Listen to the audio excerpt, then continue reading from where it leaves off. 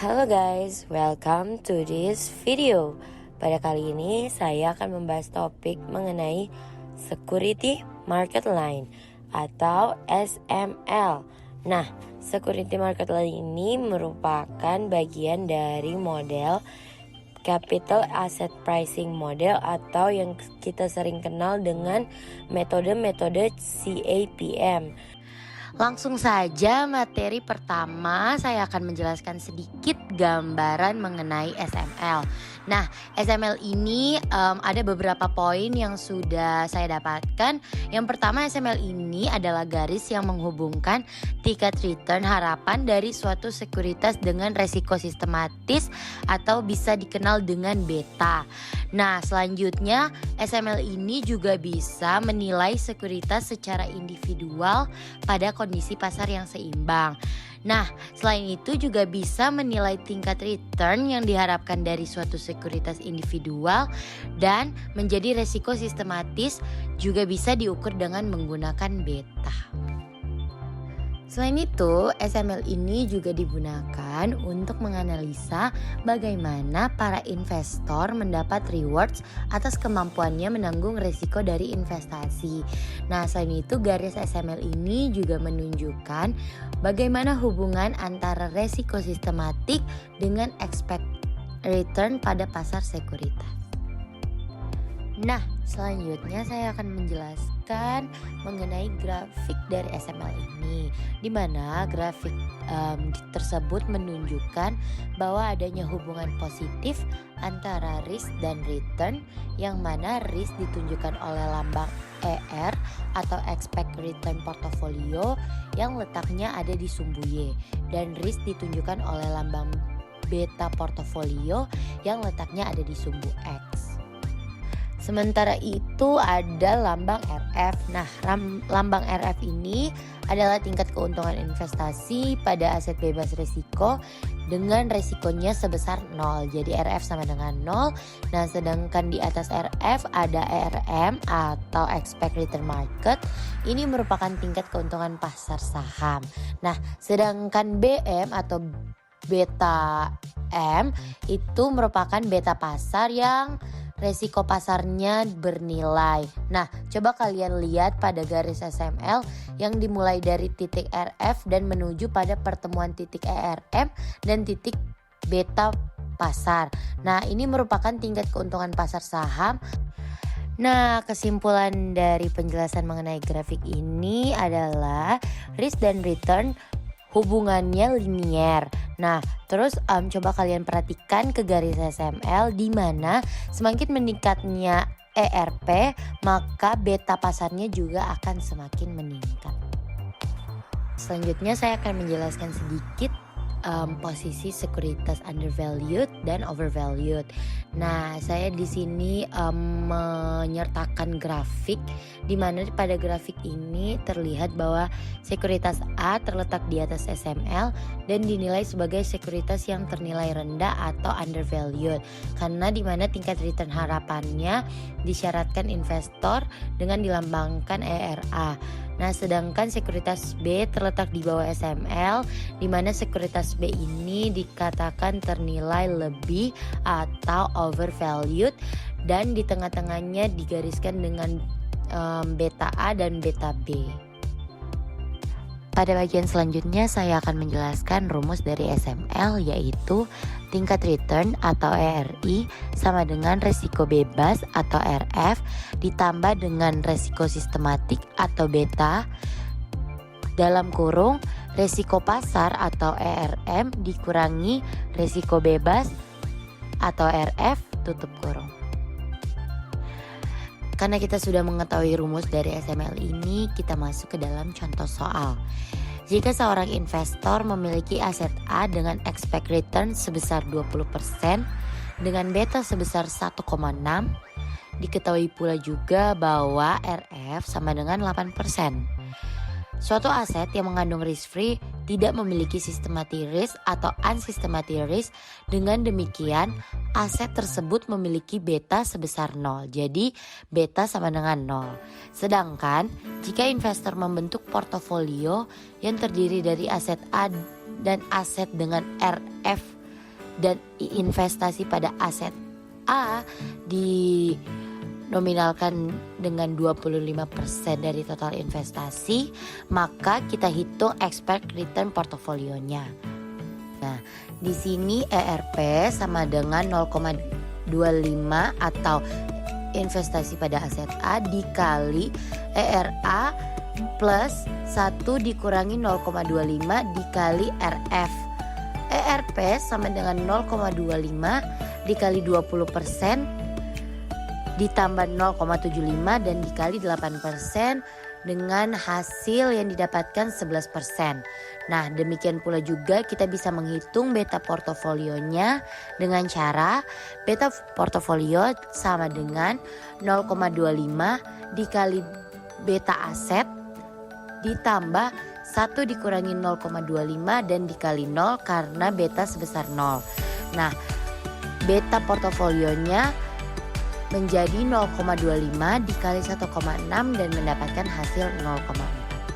Oke guys, kita masuk ke contoh soal selanjutnya.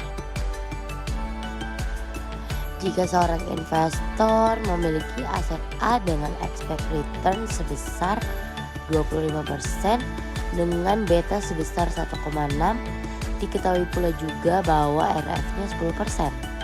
Jika investor membentuk portofolio yang terdiri dari aset A dan aset dengan risk free rate dan investasi pada aset A-nya sebesar 30% dari total investasi, maka kita hitung ERP-nya. Mari kita masukkan rumus dari SML. Yang pertama kita akan hitung ERP-nya.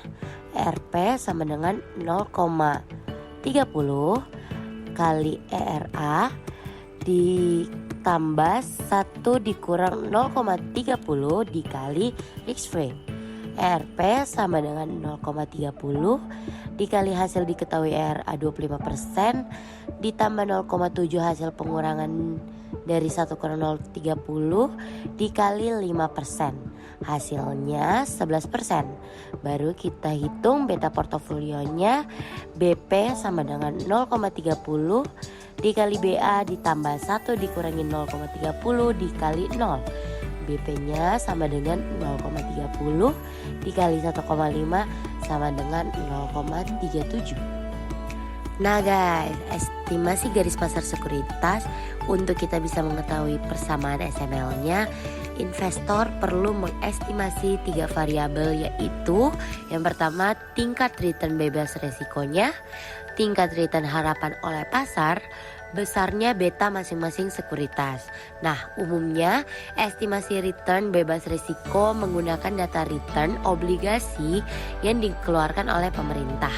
Sedangkan estimasi return pasar umumnya menggunakan data indeks pasar yang bisa kita lihat di website Bursa Efek atau www.idx.co.id. Kita misalkan saja pengembalian yang diharapkan di pasar adalah 10%. Nah, kita taruh 10% ini di sumbu Y. Nah, tingkat bebas risiko adalah 3%. Kita masukkan juga ke dalam grafik pada sumbu Y. Dan beta untuk saham adalah 1,25, kita letakkan di sumbu X. Kita akan cari pengembalian yang diharapkan untuk saham. Langsung saja kita masukkan rumus dari SML.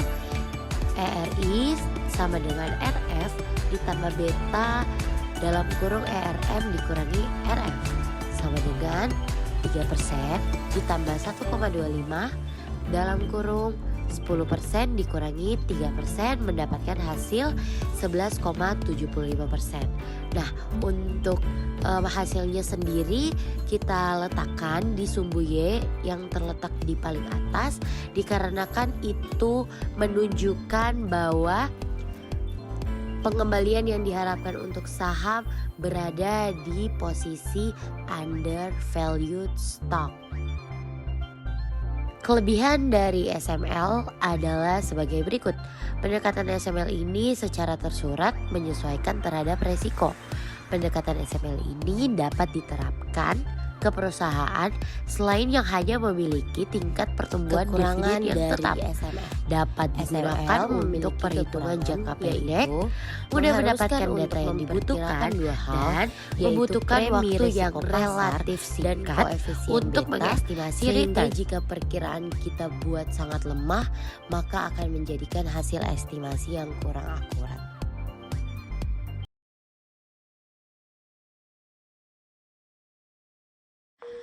Pengelompokan grafik saham efisien dan tidak efisien terlihat pada grafik yang berada di atas garis sumbu Y. Terdapat saham yang efisien, antara lain ADI, ADRO, ASII, BBCA, BBNI, BBRI, BMRI, GGRM, ICBP, INDF, TLKM, UNTR, dan UNVR. Sedangkan yang terletak di bawah garis sekuritas adalah saham yang tidak efisien, antaranya CPIN, INTP, KLBF, LPKR, MNCN, PGAS, dan SMGR. Keputusan yang dapat diambil oleh investor pada kelompok saham-saham tidak efisien atau overvalued adalah dengan menjual saham. Sedangkan untuk kelompok saham yang tergolong efisien, investor dapat membeli saham atau menahan saham jika saham tersebut sudah dimiliki. Grafik saham. Dari grafik di samping tersebut dapat diketahui bahwa ketika risiko sistematis atau beta pada posisi tertinggi di angka 1,0595, tingkat pengembalian individu atau RI hanya sebesar 1,11%. Sedangkan saat tingkat pengembalian individu RI pada posisi tertinggi di angka 7,66%, risiko sistematis atau beta hanya sebesar 0,0009. Kelompok saham overpriced dan saham underpriced dapat dilihat dari penggambaran garis pasar sekuritas. Saham yang underpriced dengan keputusan beli terdapat di atas garis pasar sekuritas. Sebaliknya, saham yang overpriced dengan keputusan jual berada di bawah garis pasar sekuritas. Oke guys, thank you for watching. Jangan lupa like and comment video ini, dan jangan juga lupa untuk subscribe channel ini, karena di dalam channel ini banyak banget kalian bisa belajar tentang berbagai materi yang kalian mudah dapatkan. So, thank you for watching. See you on next video.